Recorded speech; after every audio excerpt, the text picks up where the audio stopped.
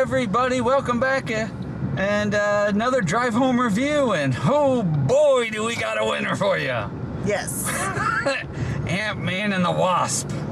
Yes. No, not the one. No, it is the Wasp. Whatever. It is Ant-Man and the Wasp. But whatever. I think it should have been the Wasp and Cassie somewhat featuring Ant-Man. No, actually, I have to say, It was. There was a decent amount of Ant-Man in it.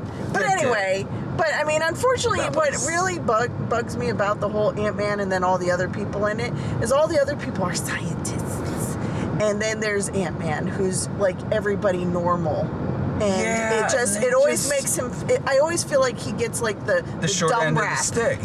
And they did it again in this, and honestly, I kind of got pissed right out of the gate with this movie, and also try to keep spoilers light, but there probably will be mild spoilers. Mild. Hopefully mild. So warned. Out of the gate where they were like ragging on him.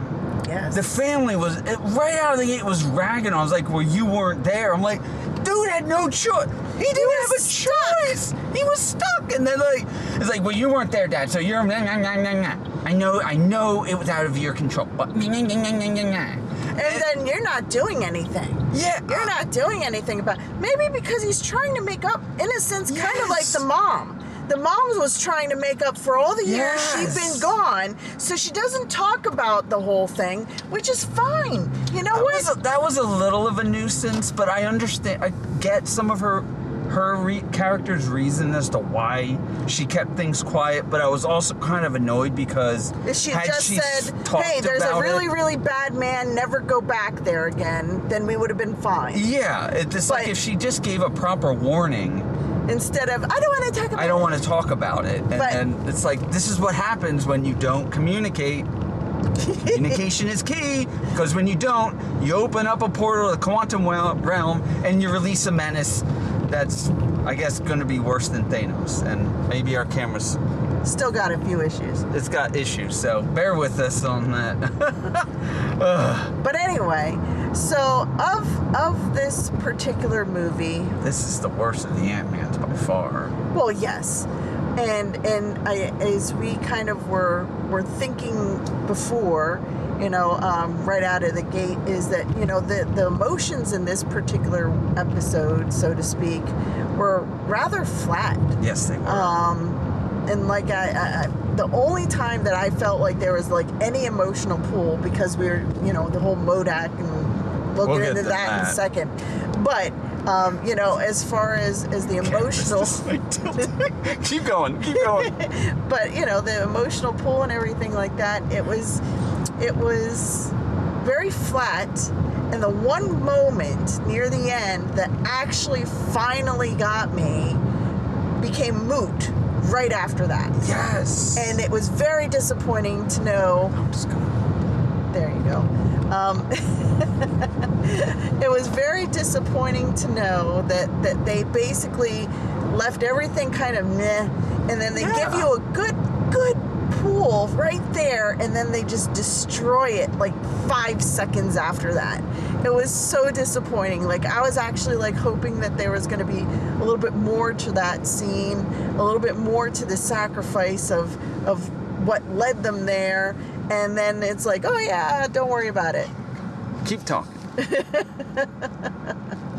So, it was very disappointing in that regard. But oh well, what can you do? Along with this camera. Oh my gosh, this mount is completely not working today. It's decided. It's like, I don't want to hear about this crap. Yeah, this movie don't. But I agree with you on the mount. That is beyond borked, but on things being flat, because the comedy was flat. I mean, it was overstuffed CGI nonsense. The fact that, once more, guess what we had at the end of a Marvel movie? A big battle that determines the fate of the world type nonsense. It's like, can't we just the multiverse? Can't we have a movie, where a Marvel movie that's just ground level again? Yeah, it would have been nice. I mean, why can't we do that anymore? Why is that such a problem? But as far as the CG aspect of it, the CG was all right. You know, it's always nice, pretty colors and everything like that. Yeah, it was. But then we get MODOK, which was ridiculous. MODOK was really just awful. MODOK was a mess, and the theater erupted in laughter. The moment he showed, the moment his head. Yeah, he's got a face shield, and with the face shield down, kind of silly, but okay, whatever. And then the shield goes up, and it's like everybody laughed. It was hysterical. It was horrible, and I feel bad for the artist that had to work on him. And the actor, to be honest, because that's not flattering for him. No, either, it wasn't flattering for him for his character. It wasn't flattering for him as an actor. It wasn't flattering for him for a lot of reasons. And I mean, the dialogue that he had was just stupid. Oh and no! Then, I mean, it was just all right. And then I'm like, his scene at the end was dumb, pointless. I mean, the whole thing. I mean, again, Marvel playing for jokes instead of anything. Instead of emotional hits. Yeah. Try not to hit bumps if you can. I'm trying not to. I can't exactly see. But anyway, the bumps are better than the movie right now. But it was. I mean, I'm trying to even think how was Kang? And I guess it's like Kang had some interesting bits to it, and some of the elements that are there, but it also just feels as if he's just telling us why he's going to be better and more dangerous than Thanos. Again, you know what though? And you kind of got to see him. According to... Go ahead, sorry. No, it just... I don't know.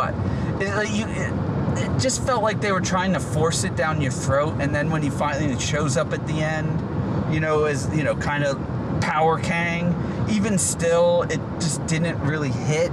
And I guess it's, again, just not knowing maybe the full comics. No, and I kind of got an element of this when he was talking to Pfeiffer's character again.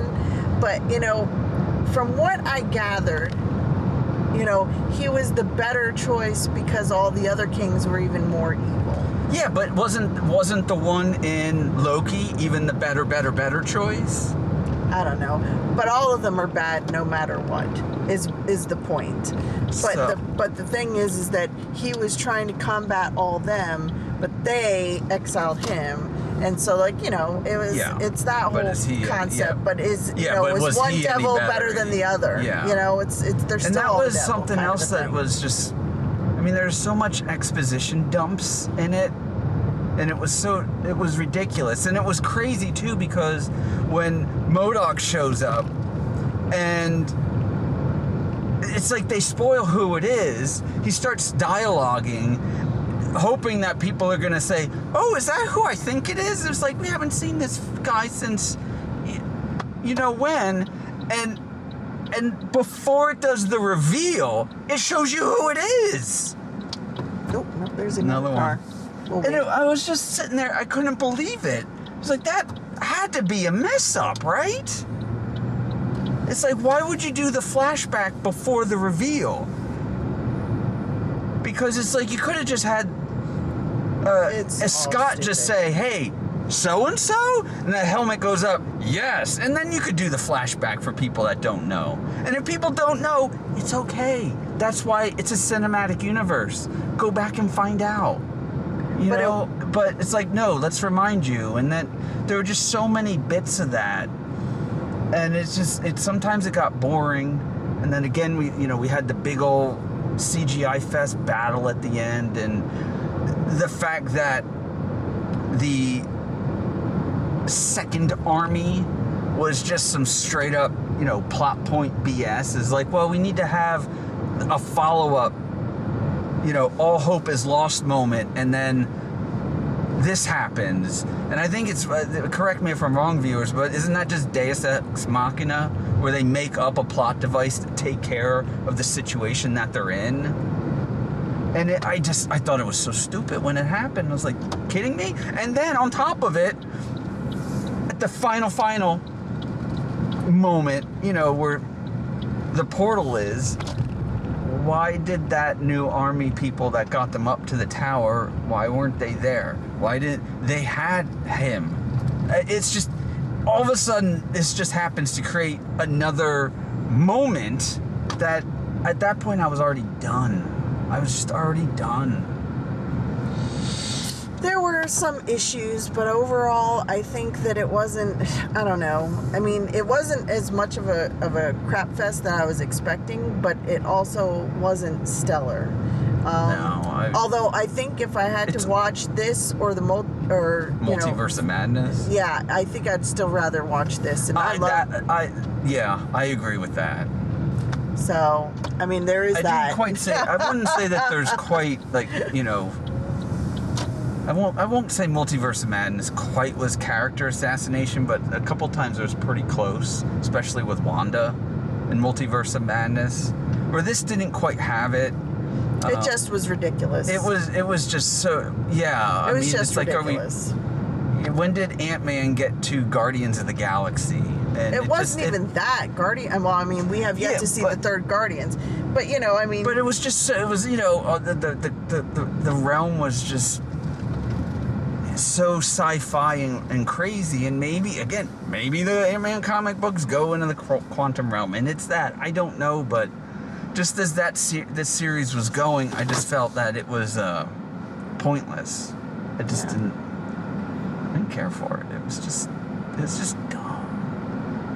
I mean, there were bits where it was entertaining at times, but I don't know. No. Well, again, overall, not great. Could have been worse. Disney Plus it. Yeah, Disney Plus it. Save your money. I wish I did. Yeah.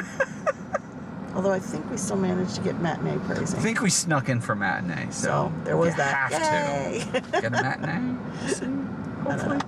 But either way, tell us what you think. If you did see it, maybe what you thought of the big big moments. What did you think of Kang? Yeah, that stuff. Yeah.